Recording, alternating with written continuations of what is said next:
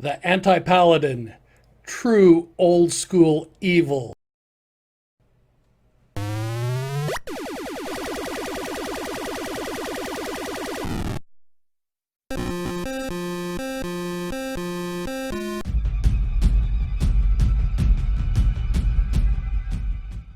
In the Dragon number 39, on page 8, it reads, "Are your players in your campaign bored? Has smiting the enemies of God and mankind become a drag?" Anyway, then skipping down here, it describes the Anti-Paladin represents everything that is mean, low, and despicable in the human race. No act of treachery is too base, no deed of violence too vile for him. Thoughtless cruelty, sheer depravity, and senseless bloodshed are his hallmarks. Chaotic and evil deeds are, in fact, his very lifeblood. This is the idea behind the Anti-Paladin. Goes way back in old school rules.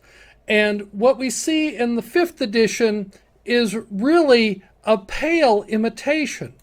If we take a look at the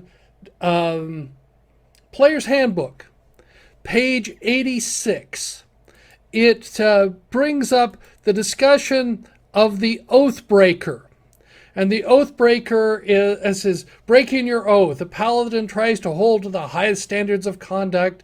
But anyway, it says, a paladin who has broken his vows typically seeks absolution from a cleric who shares his faith or from another paladin in the same order.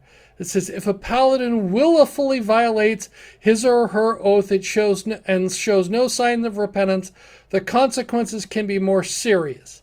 At the DM's discretion, an impenitent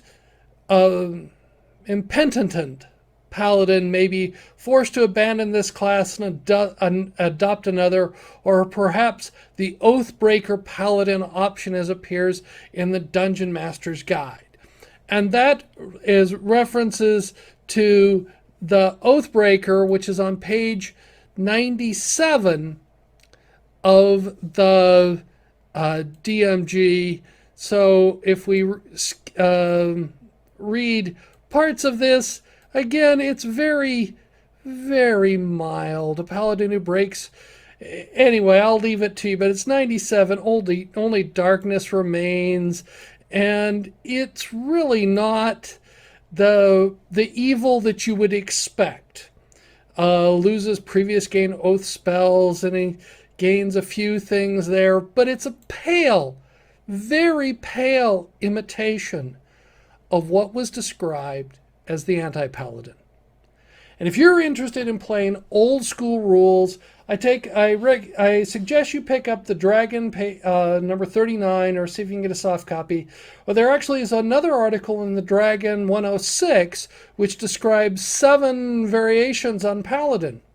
But the important thing is to take a look, if you have a chance, to go, if you really want to play old school, is to go back and look at Men and Magic, which is one of the first 3 books, and look at page 3. There is no reason that players cannot be allowed to play as virtually anything, provided they begin relatively weak and work up to the top.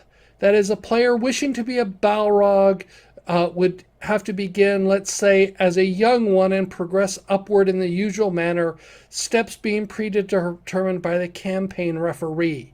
So those who say, oh, but the Anti-Paladin was never meant to be a player character, Men and Magic says you can play anything as a player character. That's old school rules. That's going back to the first 3 books. So I watched a video this week about, how a paladin was tending to overplay his character and be overbearing. That's what a paladin is. For those of you who that's the whole argument why they took out thieves and assassins out of the 2nd edition, because they didn't want players to stab each other in the back or steal from each other. But that's what old school rules were. If you're saying, oh, but we have to have all sweetness and light in our characters, have to play together as a team, you're not playing old school rules.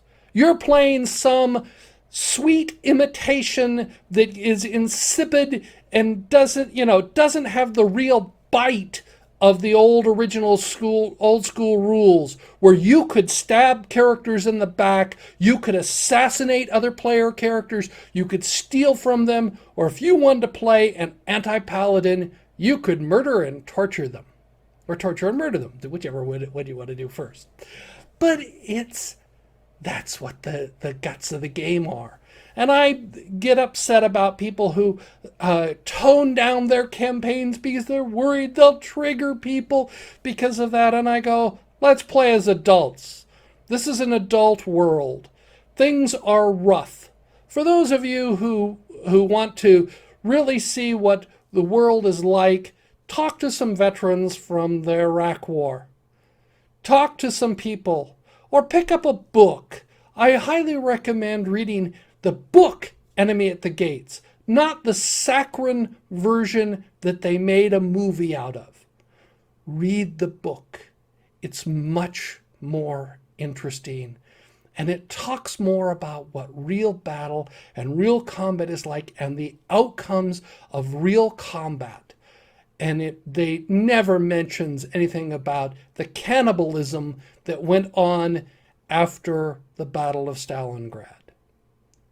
And that's what you miss. Or the discussion about rape and so on. That's closer to real life. Actually, it's interesting to look. The movie, the Enemy at the Gates, sort of is on the side of the Russians and how, that they're defending their homeland, where the book is actually much more sympathetic to the Germans. And with certain exceptions about the people about the high command and about the things, and it points out some of the horrible things that both sides did. But what happens is that it's much more balanced, and it talks about the atrocities on both sides. And that's what's in real life that you can bring into your campaign. Make evil a part of your campaign. Encourage your characters to stab each other in the back. I'll do some more about this, about some other ways to bring this into your campaign. But that's old school gaming. Those who say, oh, no, we can't, we all will have to get together as a team and hug each other. And I go, that's such an insipid game that why would you want to play it? You want to have some challenge. You want to go back to the old school rules where you can play any kind of character you want, including an anti-paladin, where your character revels in torture. So you don't just kill the orcs that you captured. You slowly cut them up. Do a scene like if you've read the book The Godfather, where it describes about the hitman and how he got some of his reputation, and by killing someone with a fireman's axe, and how that went. Read that, and then you can have your characters act that out because they're evil. So play evil characters. It's great. It's a lot of fun.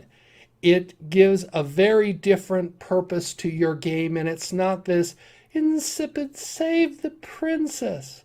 No, what happens is that the princess is not worth saving, and let's say if we not just save the princess, we kidnap the princess and we decide to have some fun with her before we offer. But leave that to your imagination. But old school gaming included evil characters, and it included backstabbing, and it included all of these things which I hear people today say, oh, but the party has to be a team. And I would use some expletives and say that it is a a form of excrement. But I'll be kind and say no, it's just a form of excrement that is there because I played old school gaming. And I'm old enough to know what the rules said and to play the rules as they came out. So those of you who, if you're too timid or you're too fragile to play real old school rules, there's so many sets of rules that you couldn't possibly begin to play. Like, for example, pick up a copy of Paranoia, the original. How could you possibly play that without stabbing each other in the back? And I have a problem. You play to win. Do you play Monopoly where everybody has to win? No, it's a capitalist game. You play Monopoly to win, to put the other people into the poorhouse. So there's a game of Monopoly. Do you play poker for fun? Well, I know people who do play poker for fun, but there's also people who like to put a little money down on poker, who like to do penny ante and nickel, dime, and quarter, and even more than that, and go out and win and lose and whatever. But that's not a game for the timid. There are winners, there are losers. And if you're playing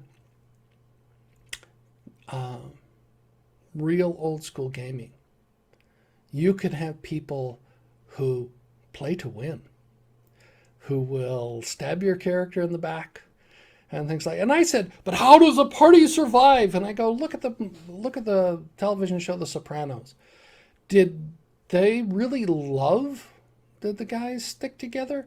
No. As long as someone is leading where you make the money, if your party is going out and gaining experience and gaining treasure, they'll stick together. But the moment that they aren't, they will stab each other in the back.